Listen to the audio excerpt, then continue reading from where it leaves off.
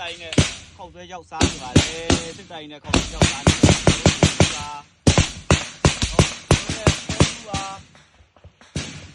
ဒါကျွန်တော်ရဲ့ဘိုးလေးပါဘိုးလေးကျွေးနေပါဦး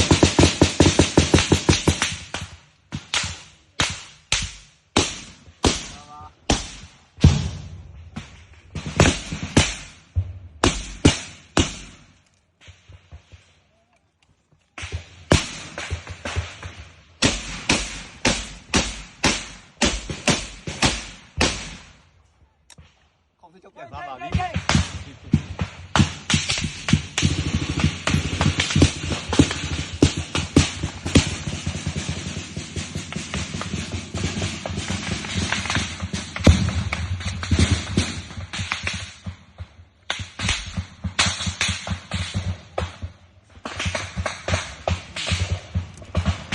ရမ်းမွေးနဲ့ဘိုက်တောင်မစား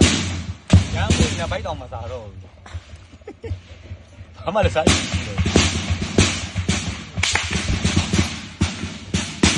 ီမှာသားတွေတတူရှိတက်ခဲ့နိုးမသားတွေ